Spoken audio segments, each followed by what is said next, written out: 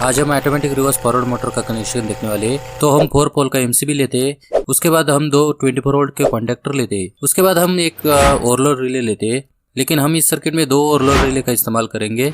उसके बाद दोस्तों हम एक एसएमपीएस लेते हैं, उसके बाद हम एक कन्वेयर लेते हैं जिसको हम 3 फेज मोटर कनेक्ट करेंगे। उसके बाद 2 लिमिट स्विच लेते हैं, एक फॉरवर्ड एंड के लिए इस्तेमाल करेंगे और दूसरा लिमिट स्विच हम रिवर्स एंड के लिए इस्तेमाल करेंगे। इसके बाद दोस्तों हम 2 रिले लेते हैं। अब हम एमसीबी के इनपुट साइड में 3 फेज सप्लाई और न्यूट्रल कनेक्ट करते हैं।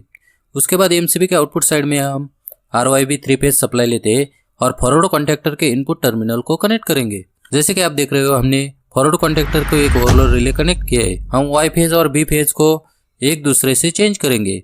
तो हम क्या करेंगे, आर फेज लेते हैं और रिवर्स कॉन्टेक्टर के पहले टर्मिनल को देते हैं, बी फेज लेते हैं और रिवर्स कॉन्टेक्टर के दूसरे टर्मिनल को देते हैं, वाई फेज लेते हैं और रिवर्स कॉन्टेक्टर के तीसरे टर्मिनल को कनेक्ट करते हैं। मतलब हमने 2 पेज को चेंज कर दिया है। उसके बाद रिवर्स कॉन्टेक्टर को एक ओवरलोड रिले कनेक्ट करते हैं। फॉरवर्ड कॉन्टेक्टर के ओवरलोड रिले के आउटपुट से हम रिवर्स कॉन्टेक्टर के ओवरलोड रिले के आउटपुट को 3 फेज सप्लाई एक दूसरे को कनेक्ट करते हैं। उसके बाद दोस्तों हम रिवर्स कॉन्टेक्टर के ओवरलोड रिले के आउटपुट साइड से हम 3 फेज सप्लाई लेते हैं और मोटर को डायरेक्टली कनेक्ट कर देते हैं। तो हम क्या करेंगे, एसएमपीएस को न्यूट्रल फेज और अर्थ कनेक्ट करते हैं। तो हम 0 वोल्ट सप्लाई एसएमपीएस से लेते हैं और फॉरवर्ड लिमिट स्विच के एनो टर्मिनल को कनेक्ट करते हैं। दोस्तों इस सर्किट में हमने लिमिट स्विच का सिर्फ एनो कॉन्टैक्ट इस्तेमाल किया है। उसके बाद हम फॉरवर्ड लिमिट स्विच के दूसरे साइड एनो से रिवर्स कॉन्टैक्टर के एनसी एलिमेंट को कनेक्ट करने वाले हैं। रिवर्स कॉन्टैक्टर के दूसरे साइड एनसी एलिमेंट से हम फॉरवर्ड कॉन्टैक्टर के ए माइनस टर्मिनल को कनेक्ट करेंगे।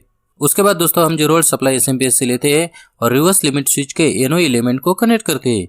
रिवर्स एलिमेंट के दूसरे साइड एनो एलिमेंट से हम फॉरवर्ड कॉन्टैक्टर के एनसी एलिमेंट को कनेक्ट करेंगे। फॉरवर्ड कॉन्टैक्टर के दूसरे साइड एनसी एलिमेंट से हम रिवर्स कॉन्टैक्टर के ए माइनस टर्मिनल को कनेक्ट करेंगे। इसी सर्किट को हम कॉन्टैक्टर इंटरलॉकिंग बोलते हैं। मतलब जैसे फॉरवर्ड कॉन्टैक्टर ऑन होगा तो रिवर्स कॉन्टैक्टर चालू नहीं होगा, और जैसे रिवर्स कॉन्टैक्टर चालू होगा तो फॉरवर्ड कॉन्टैक्टर चालू नहीं होगा। अब हमारे कॉन्टैक्टर को चालू होने के लिए चाहिए 24 वोल्ट सप्लाई। तो हम एसएमपीएस से 24 वोल्ट सप्लाई लेते हैं और ओवरलोड रिले के एनसी एलिमेंट को कनेक्ट करते हैं। यह इसलिए दोस्तों, किसी कारण ओवरलोड रिले ट्रिप होता है तो कॉन्टैक्टर को सप्लाई नहीं मिलेगा, जिससे हमारी मोटर को 3 फेज सप्लाई नहीं मिलेगा और हमारी मोटर बंद होगी। तो हम ओवरलोड रिले के दूसरे साइड एनसी एलिमेंट से हम रिवर्स कॉन्टैक्टर और फॉरवर्ड कॉन्टैक्टर के ए प्लस टर्मिनल को 24 वोल्ट सप्लाई कनेक्ट करेंगे। अब तक हमने जो काम किया है ये कैसे काम करता है ये हम देख लेते हैं।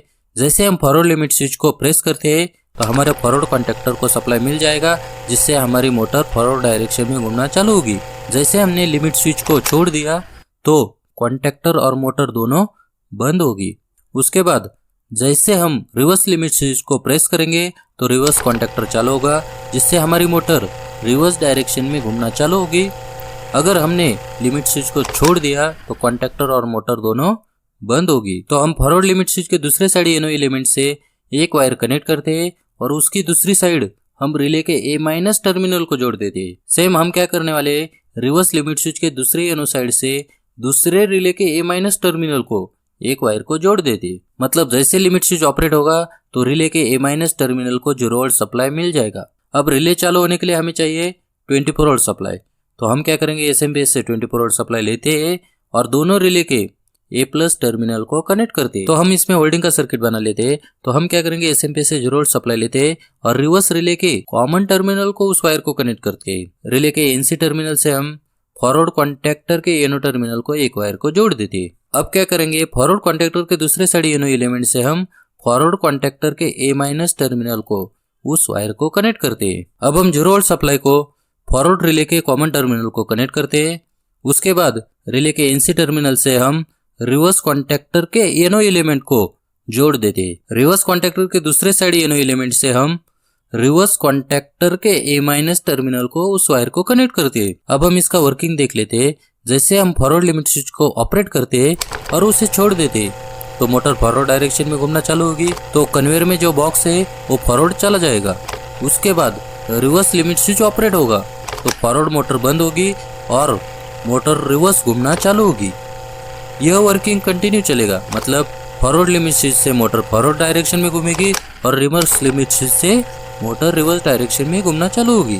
तो दोस्तों आज के वीडियो में इतना ही। तो दोस्तों मैं मिलता हूँ एक और नई वीडियो के टॉपिक के साथ। धन्यवाद।